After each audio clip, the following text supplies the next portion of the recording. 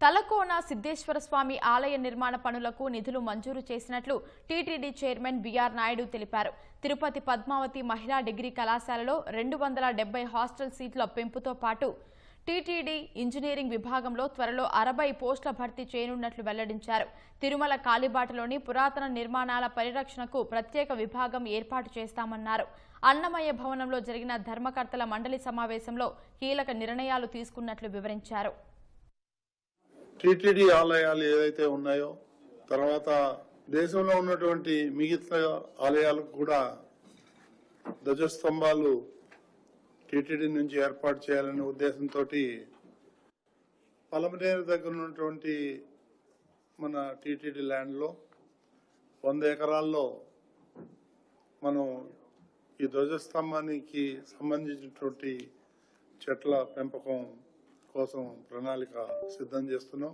తిరుపతిలోని పద్మావతి చిన్నపిల్లల హృదయాలు ఏదైతే హాస్పిటల్ ఉందో అత్యాధునిక సౌకర్యాలతో దాన్ని తయారు చేయాలనేటువంటి ఉద్దేశంతో ఇంకో 48 కోట్లు శాంక్షన్ చేయడం జరిగింది.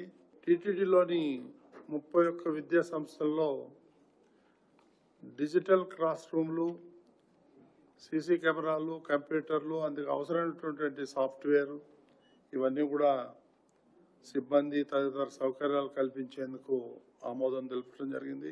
తలకోనలో ఉన్నటువంటి సిద్ధేశ్వర స్వామి ఆలయం నిర్మాణ పనులు 2వ దశలో 14.10 కోట్లతో ఇప్పుడు మంజూరు చేయడం జరిగింది.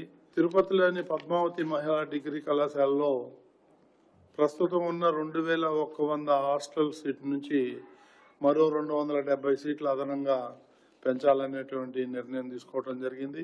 టీటీడీ ఇంజనీరింగ్ విభాగంలో 4 కేటగిరీల్లో ఉన్నటువంటి 60 పోస్టులకు రిక్రూట్మెంట్ చేయటం కూడా జరుగుతుంది త్వరలోనే. తిరుమలకు వచ్చే దారులు ఏవైతే ఉన్నాయో అవన్నీ కూడా రిపేర్లు చేయటం, బ్యూటిఫికేషన్ చేయటం అవన్నీ కూడా టీటీడీ బాధ్యత తీసుకుంటుంది. టీటీడీ ఎస్వి జూనియర్ కళాశాల, ఎస్విడబ్ల్యూ జూనియర్ కళాశాల, డే స్కాలర్ మధ్యాహ్న భోజనం వీళ్ళందరికీ కూడా మధ్యాహ్నం భోజనం అందించాలనేటువంటి నిర్ణయం కూడా తీసుకోవడం జరిగింది.